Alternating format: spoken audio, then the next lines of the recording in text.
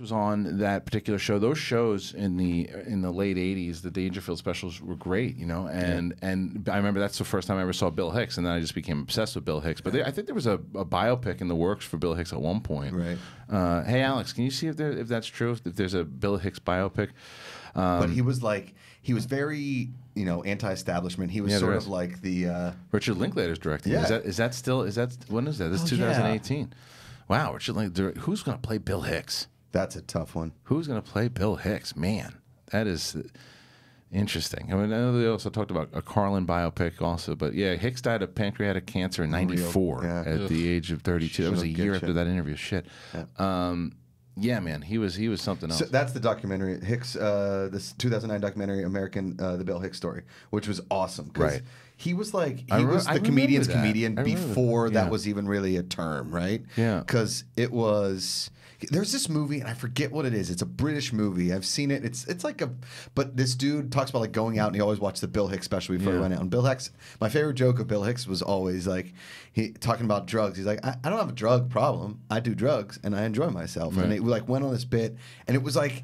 There's just something special about Bill Hicks. Like Eddie Izzard, that whole like generation, that late 80s, early 90s that still holds up. Well, you know what I liked about him? What I always liked about Bill Hicks was that it wasn't a shtick, and he never had comedian voice. No. Like, so comedian voice is something to where, you know, you can just tell, but you just can tell that it's not them. Yeah. It's not. It's like, okay, I'm on stage now. I'm doing a comedy voice, and here's my thing. And Bill Hicks talked to you on stage the same way he would talk to you off stage. Totally. Like the same way that he produced his act, like the same thing that he was doing when he was on that interview with Stern. It was the same guy. It was the same guy. So it was like, it was... You know who Jamie Masada is? Of course, on the Laugh Factory, yeah. So after like I think my second showcase there, he was like, buddy, I think you should do British accent on stage. And I was like, what? Yeah. No, that's not going to happen. Right, buddy. Character-wise. It's like, but he's, you know, but it's just, there was just something. Bill Hicks was just super... like honest comedian that was so... You would actually really enjoy his stuff. I think so too. He tells jokes, and it's like, it's right up your alley. But he tells jokes in a way that it's like, but he's again. It's Did like you ever watch any of Lenny Bruce's old stuff? Like, have you ever seen Lenny Bruce? No, remember I didn't know that Lenny Bruce was a real person until Marvelous was Amazing. Right. I went to a comedy show last night. Oh, you did? Who'd you say? I did. I went to, it was at Hamburger Mary's. It's called Sunday Mecca of Brunch comedy. or something. No, but it's this, they come from the belly room at the comedy store. And they go do it. It's like an LGBTQ comedy group. Cool. Not a comedy group, all stand-ups. But they also do like variety show and different things going on. It was really good. A lot of drag queen kind of stuff in there? Some, but not that much. Right.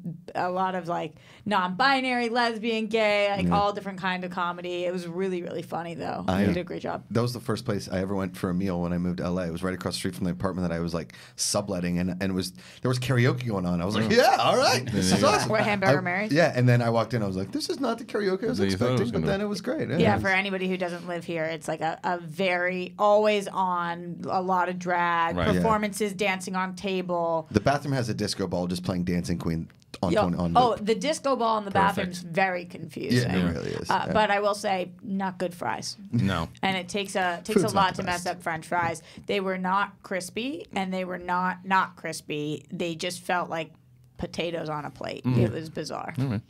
I mean, they're hoping you're drunk enough that you don't notice. You don't even think about it. Yeah, but I wasn't, because I only drink tea these days because I'm a little loser. Yeah, Alex, I do want to jump back there though. So, can you see if you can find any information if there's anything else going on with that biopic? Yeah, because I want to know. I mean, is he who you would want to direct it? I think that he'd be pretty good at it. Yeah. And I think that he also said that he was a fan. And as long what was his vibe? Bill Hicks, not Linklater. No bullshit, honest, on the table, talked politics, talked about whatever was on his mind, and didn't hold back for anything. He was like, when you mentioned Lenny Bruce, he came from that school. Yeah. He came from that That's school. why I brought him up. Yeah, he came from that school of just I will literally talk about the most controversial thing, not just because it's controversial, because I have a really detailed, layered opinion on it. Yeah. And he was just one of those guys. He just fired at all cylinders. He was sometimes Russell Crowe announced in 2012 that he would direct a Bill Hicks biopic. Russell Crowe. Crowe was originally thought to be playing the comedian, but now I can't read because it's so small. Australians love Bill Hicks. Mark Stoffer, who's that? Mark Stoffer, the actor's schoolmate and writer on the film, suggested the part is now open for casting. Okay. All right, so there's nothing yet. And that's underneath that was written. That's got to to be something that like a Netflix does or something. Yeah, it's going to be a smaller movie. It'll be a smaller movie. But you know, hopefully, maybe it gets some notification because it's such a great movie because Linklater's doing it, and maybe it does get a chance to do like an Oscar run, which would be good. What you should watch too is and you can watch it on YouTube. But the interview with David Letterman and his mom after Bill Hicks dies is incredible. So Letterman interviewed Bill Hicks' mom. Well, because Bill Hicks did a set that they cut out of the show because the network said it was too controversial. Yeah, right. And his mom controversial because he had died, or no. He pushed the limits. Yeah, he was still alive when this happened, like 92, 93, and the interview that he gave to Stern. I still have it. I listen to it all the time. Actually, there was something that he said. Inside of the act, I don't remember exactly what it was specifically, but they cut a large chunk. They didn't even air his set, and he told his mom, he told everybody that he was going to be on. It's a big thing to be on Letterman. That was like the main thing to do in 92, 93. You saw Norm Macdonald sobbing in the series finale of Letterman because that was his first show. Yeah, that Norm Macdonald ever did, and Letterman always helped Norm Macdonald, made his whole life, his whole career. So Bill Hicks' set got cut out, and he was on Stern talking about it. And he didn't have any ill will towards Dave. It was more towards the executives. But then they just went all in on Leno.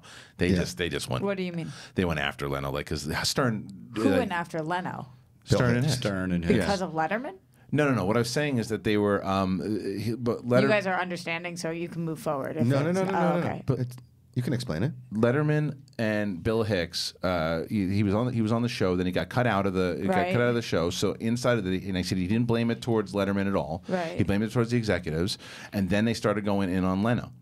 Howard Stern and Bill Hicks started going on Leno, started going after Leno and saying that because he wasn't that well liked. If you liked Letterman, you didn't like Leno because Stern hates Leno. Stern hates Leno, and because there's an amazing book about the late night wars when Johnny Carson retired. Johnny Carson's pick was David Letterman. Yeah, but Jay Leno's manager and he basically bullied their way into that job, and it upset Johnny Carson because then the executives just chose Jay Leno. He fucked over Conan and he did all this stuff. Yeah. But they just went because it's they a really also cool said book too, that you should read. And that has to do with Hicks because Hicks hated Leno too. Well, because Hicks, when they were on that interview, like I said, they started talking about not blaming Letterman, but then they went on towards Leno and just said his soul kind of left his body and that he was just a kind of a network fool and just kind of just went after him. But anyway, that's an I don't even know if you can find that on YouTube. I had downloaded it a long time ago. Of like pop culture in the 90s. It's really, really good. Yeah, it just but anyway, it's a nice little thing to go on for Bill Hicks. Yeah. And now I